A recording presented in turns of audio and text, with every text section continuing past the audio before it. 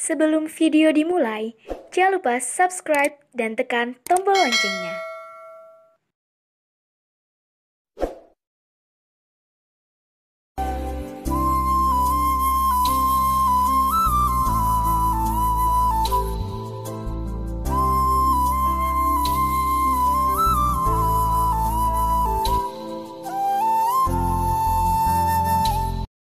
Assalamualaikum warahmatullahi wabarakatuh.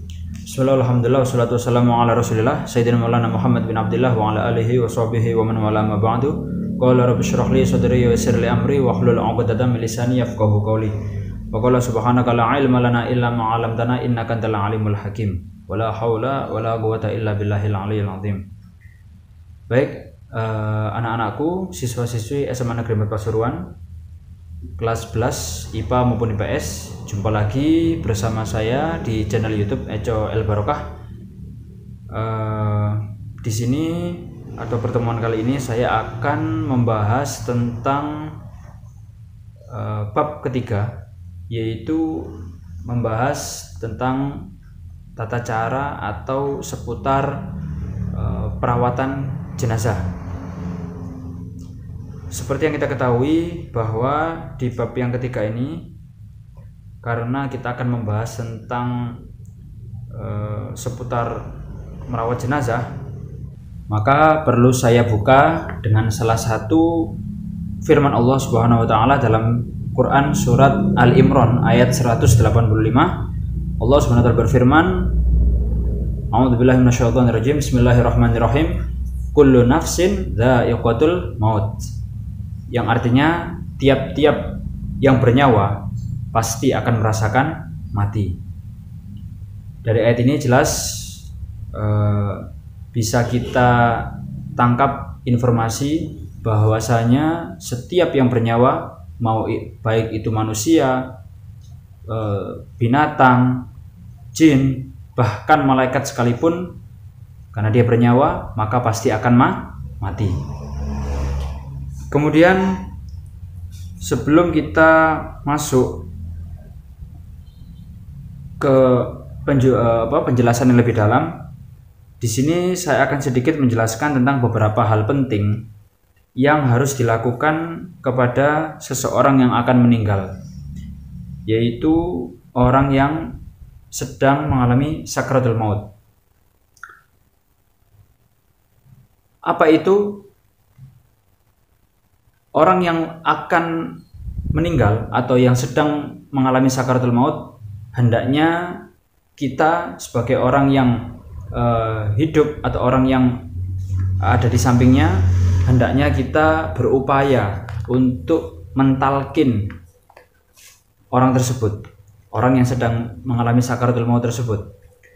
Apa itu talkin? Talkin yaitu membimbing orang tersebut supaya orang ini bisa mengucapkan dua kalimat syahadat. Ya, hal ini sebagaimana yang disampaikan dalam sebuah hadis, wa an Abi Sa'id wa Abi Hurairah radhiyallahu anhuma qala Rasulullah sallallahu alaihi wasallam laqinu mautakum la ilaha illallah. Dari Abu Sa'id dan Abu Hurairah, mereka berkata, Rasulullah SAW bersabda, ajarilah orang-orang yang akan mati atau yang sakaratul maut itu dengan kalimat la ilaha illallah. Nah, pertanyaannya, kenapa kita dianjurkan, bahkan ditekankan untuk, ya bahkan kalau perlu diwajibkan untuk bisa mentalkin orang yang akan sakaratul maut? Karena ini sangat penting. Karena orang yang mati dan mengucapkan dua kalimat syahadat di akhir hayatnya, maka diharapkan dia akan meninggal dalam keadaan husnul khotimah. Sebagaimana dalam sebuah hadis juga Nabi sallallahu alaihi wasallam bersabda, man mata wa huwa yashhadu an la ilaha illallah wa anna muhammadar rasulullah shadiqan min qalbih dakhalal jannah. Nabi SAW bersabda, siapa orang yang ketika sakaratul maut mengucapkan la ilaha illallah Muhammadur Rasulullah dengan hati yang khusyuk, dengan hati yang benar, maka dakhulul jannah, maka dia akan masuk surga. Itulah pentingnya mengapa kita ditekankan untuk mentalkin orang yang akan sakaratul maut. Nah, kemudian ada juga beberapa hal yang perlu dilakukan oleh orang-orang yang mengalami sakaratul maut atau orang yang baru saja meninggal. Bisa juga dia setelah sakaratul maut kemudian meninggal. Apa yang harus kita lakukan? Yang pertama yaitu memejamkan kedua mata dan juga menutup mulut si jenazah bila memang mulutnya terbuka ketika meninggal, dan juga menutup mata ketika atau jika dia tadi itu meninggal dalam kondisi mata terbuka. Kemudian setelah itu menanggalkan pakaiannya, ya, dilepas pakaiannya dan menutup seluruh badannya dengan kain agar tidak terlihat auratnya. Kemudian menempatkan tubuh jenazah di tempat yang aman dan jauh daripada jangkauan binatang, dan tentunya menyegerakan atau mensegerakan pengurusan jenazah. Baik, sebelum kita masuk ke pembahasan secara rinci tentang tata cara merawat jenazah, maka di sini saya akan sedikit membahas tentang hukum daripada merawat jenazah. Kita tahu bahwasanya hukum merawat jenazah di sini adalah fardu kifayah. Apa itu fardu kifayah? Fardu kifayah adalah kewajiban yang mengikat tiap-tiap kelompok atau golongan. Artinya, jika dalam satu kelompok itu atau dalam golongan itu ada beberapa orang yang melakukan hal tersebut, maka gugurlah kewajiban tersebut. Ya, berbeda dengan fardu ain. Jika fardu ain ini adalah kewajiban yang mengikat tiap-tiap individu. Artinya fardu tersebut atau amalan tersebut tidak bisa diwakilkan oleh orang lain dan harus dilakukan oleh masing-masing individu. Tapi untuk fardu kifayah, jika sudah ada yang mau lakukan atau yang mewakili istilahnya, maka itu sudah cukup menggugurkan kewajiban untuk yang lain. Termasuk salah satunya adalah merawat jenazah. Dan jika tidak ada satupun yang merawat jenazah di satu daerah itu atau di satu kampung itu, maka satu kampung itu akan berdosa semua, ya, karena tidak ada yang mewakili. Kemudian baik, kita akan masuk ke masalah perawatan jenazah. Baik, secara umum mengurus jenazah itu terdiri dari 4 tahapan, ya. Yang pertama yaitu memandikan, yang kedua adalah menyolati, ya. Ketiga adalah mengkafani, dan yang terakhir adalah menguburkan. Baik, untuk yang pertama yaitu memandikan. Memandikan jenazah ini dilakukan adalah bertujuan untuk mensucikan si jenazah dari kotoran dan najis. Nah, akan tapi di sini ada beberapa syarat bagi jenazah yang akan dimandikan. Salah satunya yaitu si jenazah ini harus beragama Islam. Yang kedua, didapati tubuhnya walaupun sedikit.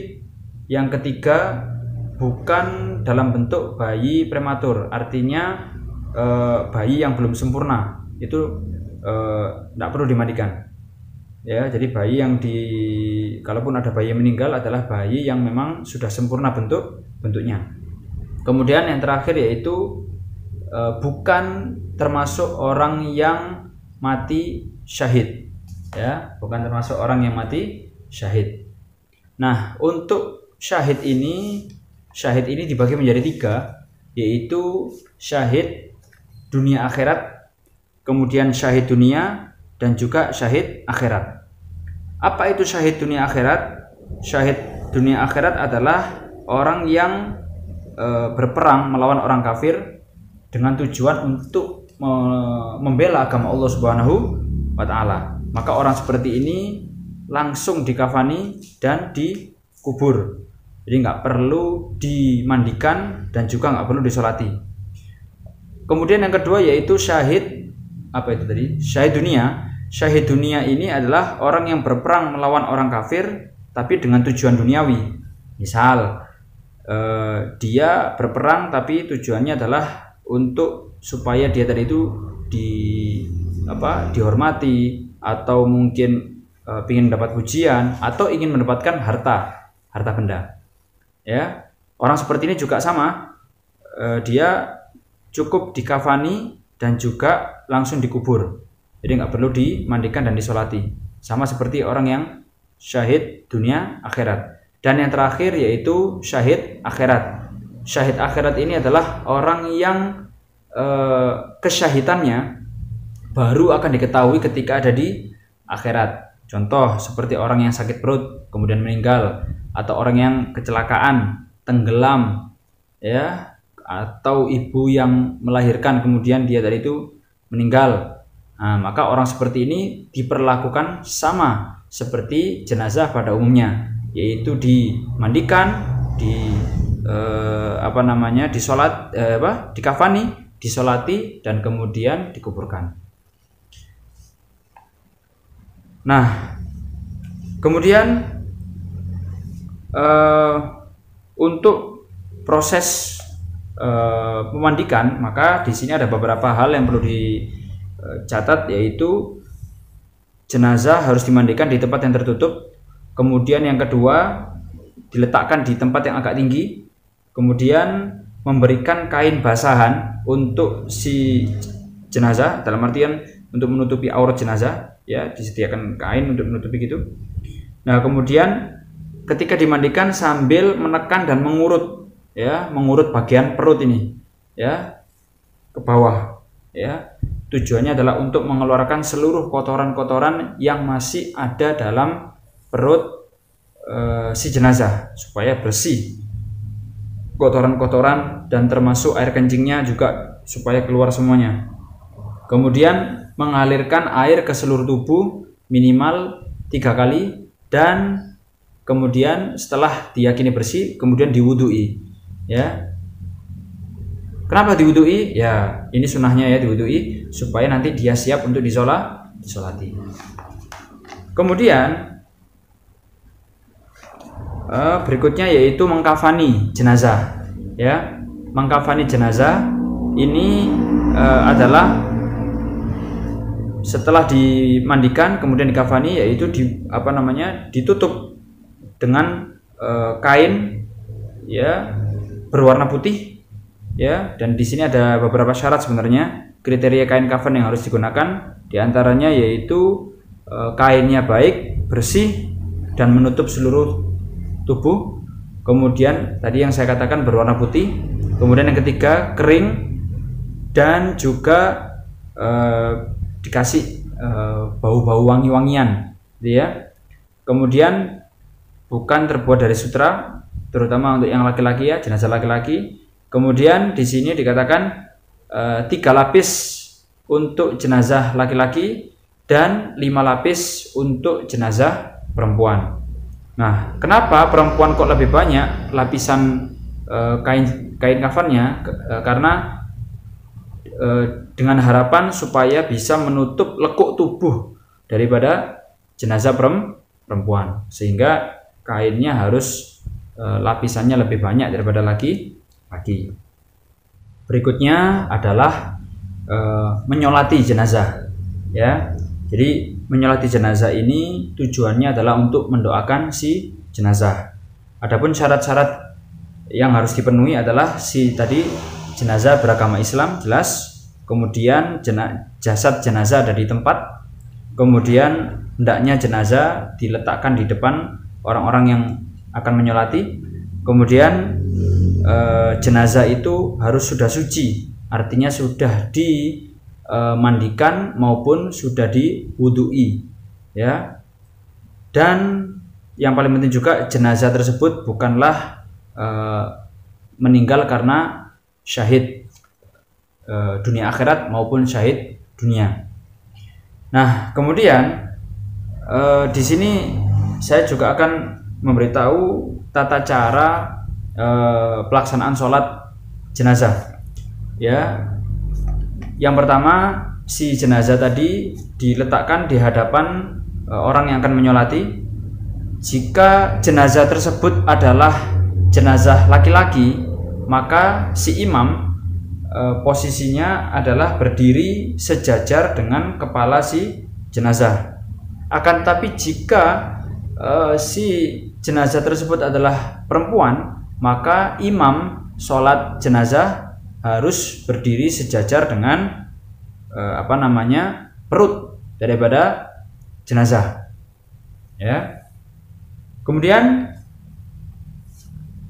imam berada di paling depan, kemudian shaf makmum yang ada di belakang itu diupayakan membentuk 3 shaf, ya, atau 3 baris. Nah, kemudian niat melaksanakan sholat jenazah. Gimana niatnya? Usolli ala hadzal mayyiti, ya, jika memang itu adalah jenazah laki-laki. Usolli ala hadzal mayyiti arba'a takbiratin fardhul kifayati lillahi ta'ala atau makmuman lillahi ta'ala. Tapi jika jenazah perempuan, maka lafadznya adalah usolli ala hadhil mayyitati arba'a takbiratin fardhul kifayati makmuman lillahi ta'ala. Kemudian takbir, Allahu Akbar. Takbir yang pertama. Setelah takbir pertama, maka kita membaca suratul Fatihah, ya. Membaca suratul Fatihah mulai awal sampai akhir. Setelah itu takbir lagi yang kedua, Allahu Akbar yang kedua, yaitu membaca sholawat kepada Nabi Shallallahu Alaihi Wasallam. Allahumma sholli ala sayyidina Muhammad wa ala ali sayyidina Muhammad. Kalau mau dilengkapkan juga boleh, ya, tambahi kama sholli ala sayyidina Ibrahim juga boleh. Kemudian yang ketiga, kemudian takbir lagi, Allahu Akbar. Takbir yang ketiga. Setelah takbir yang ketiga, kemudian membaca doa Allahumma ghufir lahu warhamhu wa'afihi wa'fu anhu jika jenazahnya laki-laki. Tapi jika jenazahnya perempuan, maka doanya adalah Allahumma ghufir laha warhamha wa'afiha wa'fu anha. Itu ya. Kemudian yang keempat, ya, takbir yang keempat, kemudian Allahu Akbar. Takbir yang keempat membaca Allahumma la tahrimna ajrahu wa la taftinna ba'dahu wa ghufir lana walahu. Tapi jika jenazahnya perempuan, maka Allahumma la tahrimna ajraha wa la taftinna ba'daha wa ghufir lana walaha. Begitu ya. Kemudian setelah membaca itu, kemudian mengucapkan salam, ya, 2 kali. Assalamualaikum warahmatullahi wabarakatuh. Kemudian salam yang kedua juga sama, Assalamualaikum warahmatullahi wabarakatuh. Jadi selesai sudah sholatnya, dan itu dilakukan secara berurutan, gitu ya, secara berurutan, dan tidak ada rukuk apalagi sujud, ya, hanya takbir kemudian 4 kali, kemudian salam. Baik, kita masuk ke tahapan terakhir dari pengurusan jenazah, yaitu mengubur jenazah. Ya, mengubur jenazah ini ada beberapa cara atau hal-hal yang harus diperhatikan dalam mengubur jenazah. Di antaranya yang pertama adalah yaitu membuat liang lahat, ya, atau lubang begitu, lubang kubur dengan kedalaman dengan panjang dan lebar sesuai dengan ukuran si mayit atau si jenazah, kemudian dengan kedalaman yang sekiranya tidak sampai mengeluarkan bau daripada si jenazah, dan sekiranya dengan kedalaman yang binatang buas pun tidak akan bisa untuk menggalinya, ya, jadi tidak sampai terendus oleh binatang buas, ya. Kemudian yang kedua yaitu disunahkan mendahulukan kaki, atau juga jika sulit maka boleh dilakukan dengan cara yang mana yang lebih mudah, ya. Kemudian yang ketiga, membaca doa ketika memasukkan itu jenazah dengan bacaan Bismillahi ala millati Rasulillah wa ala sunnati Rasulillah, ya. Kemudian yang keempat yaitu membaringkan dan menghadapkan jenazah miring begitu, ya, ke arah kiblat. Kemudian ketika meletakkan jenazah di dalam kubur, kita juga diperbolehkan meletakkan tanah yang digumpalkan berupa bulatan-bulatan itu, kemudian dengan tekstur yang keras. Tujuannya adalah untuk mengganjal bagian punggung dan juga bagian kepala supaya posisinya tetap terjaga menghadap ke arah kiblat. Kemudian berikutnya yaitu melepaskan semua tali-tali yang mengikat ada di tubuh si jenazah di kain kafan tadi. Nah, pertanyaannya, tadi kan diikat, kenapa sekarang dilepas? Nah, tujuannya diikat adalah ketika tadi sebelum dikubur kan diikat. Tujuannya adalah supaya kain kafan tadi tetap melekat pada diri jenazah, pada tubuh jenazah. Sedangkan ketika sudah ada di dalam kubur, maka dilepas itu semua tali jenazah. Kemudian yaitu menutup liang lahat dengan papan, ya, dengan papan atau kayu, dan kemudian setelah itu ditutup dengan tanah dan ditinggikan timbunan tanah tersebut, ya, minimal 1 jengkal dengan tujuan untuk memberikan tanda bahwa itu adalah berupa kuburan, gitu ya. Kemudian setelah itu setelah ditimbun atau tanah sudah ditinggikan, nah kemudian disunahkan untuk menaburkan bunga di bagian kepala si jenazah, gitu ya, dan diberilah doa setelah itu, mendoakan si jenazah. Baik, selanjutnya ada 2 hal yang biasanya terkait dengan kepengurusan jenazah ini, yaitu yang pertama adalah takziah, atau kalau dalam istilah Jawa itu melayat, gitu ya. Kita mendatangi si sohibul musibah dengan tujuan untuk kita atau menunjukkan perwujudan bela sungkawa atau keprihatinan dan juga berduka cita atas meninggalnya orang yang dicintai oleh si sohibul musibah. Sekaligus juga kita datang ke sana adalah untuk memberikan penghormatan terakhir kepada si jenazah. Dan kemudian yang kedua yaitu setelah dikuburkan ada juga satu aktivitas yang dilakukan, yaitu dengan berziarah kubur, ya, kita menziarahi kubur daripada si jenazah. Tujuannya tidak lain dan tidak bukan adalah untuk mendoakan si